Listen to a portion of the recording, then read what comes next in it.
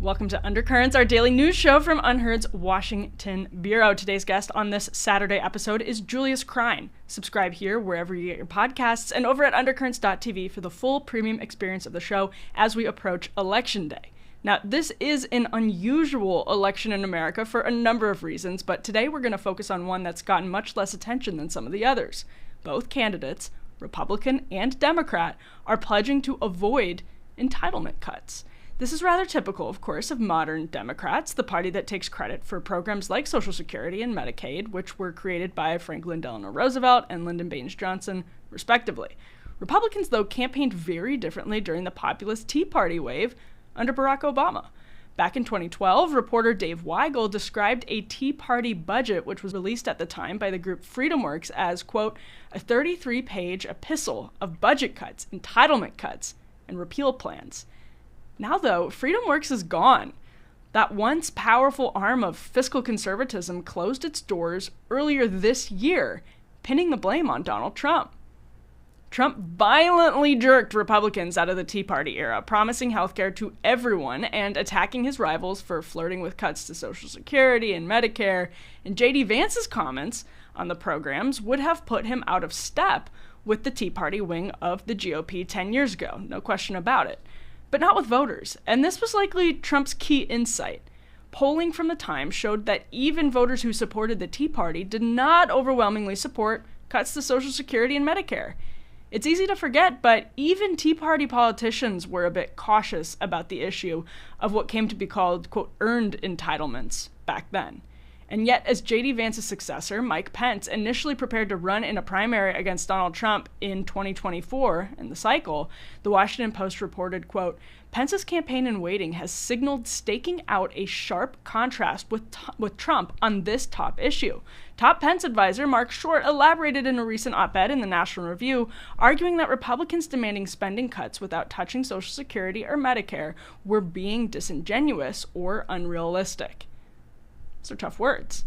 Now, among professional conservatives, the appetite for entitlement reform or slashing is there. The need is certainly there, we know that. But is the will? Is any plan viable politically, morally, or practically at this point? As we think more and more about what the immediate future will look like here in the U.S., today's guest recently explored this in Unheard, and from a totally unexpected angle. According to him, whatever happens on Tuesday, America is speeding towards austerity. That means all of our material interests are on the line this week. Julius Krein is the founder of American Affairs. He joins us now. Julius, thank you for being here. Thank you for inviting me.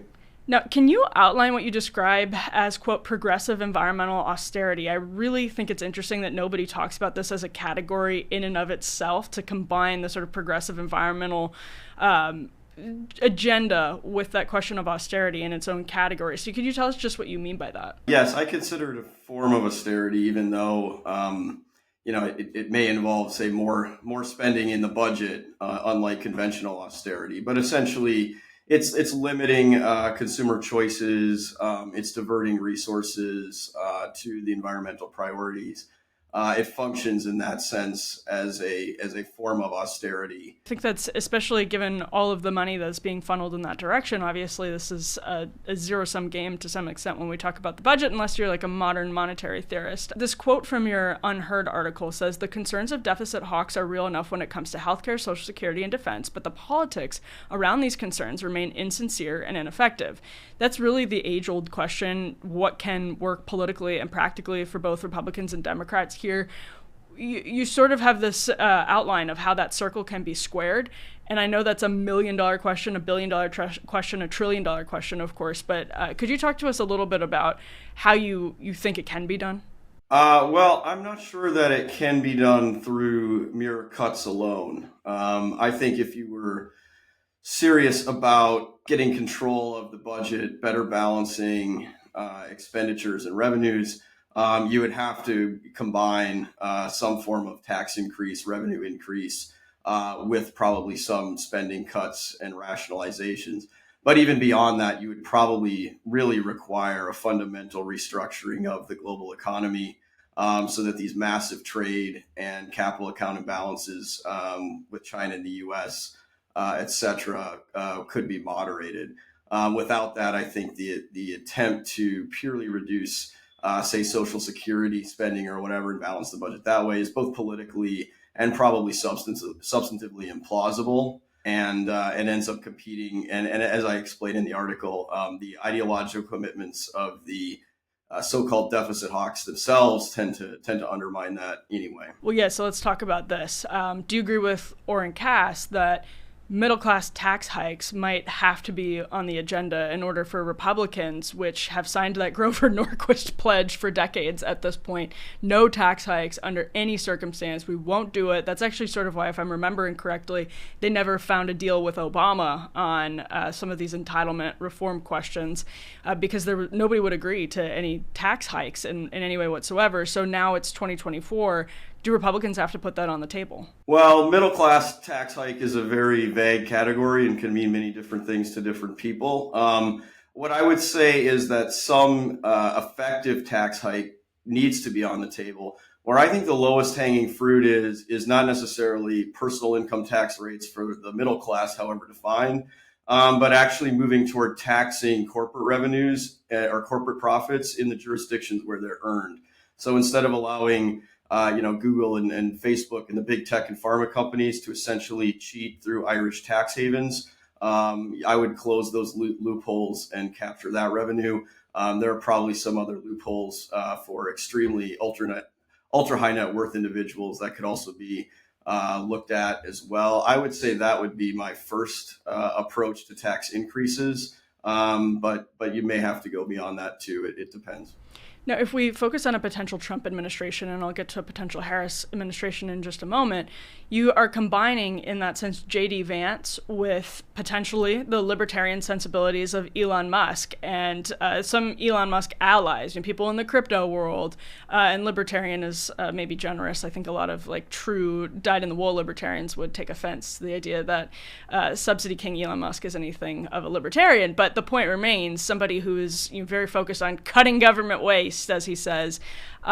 What could that look like? What could that marriage look like in terms of this discussion about austerity policy? Is there a lot of common ground, surprisingly? Is there a total impasse between those two branches?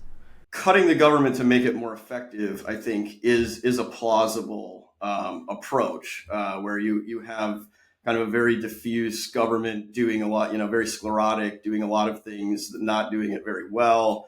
You could argue for, making it leaner and meaner, so to speak. And I think if you're actually serious about the goals you want it to accomplish, that is a possible outcome in some areas, not all of them. That's the kind of positive side where, we decide we really need to focus on certain priorities, say, rebuilding the industrial base, something like that. And we're going to make some cuts in other areas and raise some taxes in other areas to get that done. The negative outcome is where you have this kind of, to borrow a phrase from that world, Peter Thiel talks about sort of definite optimism and indefinite optimism and definite pessimism, indefinite pessimism. If you have this kind of indefinite libertarianism that just imagines that, we're just going to cut things, it's going to be easy, what you end up happening is, you actually just make government more ineffective. It ends up contracting with third parties and spending more anyway and just getting less done, which has sort of been the story of the last few decades. You ignore key priorities around the industrial base, and that actually harms long-term growth and makes your deficit hole larger, on and on. That's the kind of negative scenario. And I mean, it's interesting you mentioned crypto, because the crypto at this point are basically pro-industrial policy. They want the government to create a crypto reserve, buy crypto, improve, the economic prospects of crypto and the people active in that industry. So I think, again, as another point I make in the article is you never get out of industrial policy. And I think that's one of the problems of the indefinite libertarianism is it imagines you do, when in reality, you're always making these choices and prioritizations. And I think a failure to honestly confront that will inevitably end badly. Yeah, that is a really interesting point, actually, because Trump has floated this idea of using crypto to erase the debt and take care of all of the austerity problems. So he's definitely listening very closely to them. But the Harris administration, obviously, we've heard some talk from Democrats about the debt and the deficit and everything, but there's still this false choice between you either have to saddle the working class with a higher tax burden, or you get the programs as they are. Even though they're projected to be highly problematic, a pyramid scheme, as some people call them, in the not too distant future. So how could Democrats, if they wanted to tackle this issue seriously, message it and actually go about it if people were prodding them to? Well, look, I think there is a lot of fertile ground in the healthcare sector.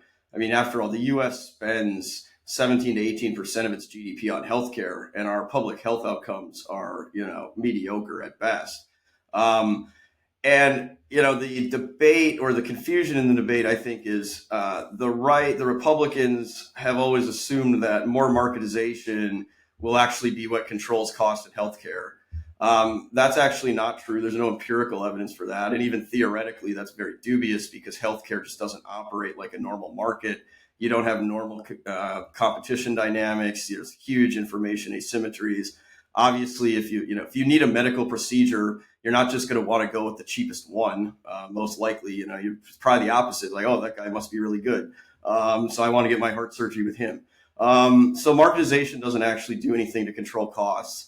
And actually, the Republican obsession with marketization in the field of healthcare has probably, just prevented the government from reining in costs. For example, with government negotiation of prescription drug prices, government regulation of healthcare monopolies in hospitals, regulation of various middlemen like pharmacy benefit managers. If you actually were more honest about the need for the state to intervene in healthcare, you could actually use it not just to subsidize, but to actually control costs. And I think there's, at least a few percentage points of GDP worth of cuts that's possible to make there. So I think if I were a Democrat, that's where I would start. And then, again, I think they're much more willing to talk about tax increases on individuals, but they also have refused to touch the, in my opinion, much more significant question than tax rates or whatever. The question of, corporate tax avoidance through foreign tax havens, in part because, of course, Democrats get a lot of money from Google and so on as well. So that's what I would do if I were them. This is my last question, and it's probably the worst question anyone can ask, but are you optimistic about our ability to seriously address this glaring problem that's been staring us down for decades now? There's not a lot of reasons for optimism surveying the landscape currently, but as they say, necessity is the mother of invention, and I think the necessity is getting more dire. I think you're starting to at least see a positive change in the discourse on the industrial base, and particularly the defense industrial base. I think the other areas on kind of conventional budget issues and what I call environmental austerity, those remain pretty confused.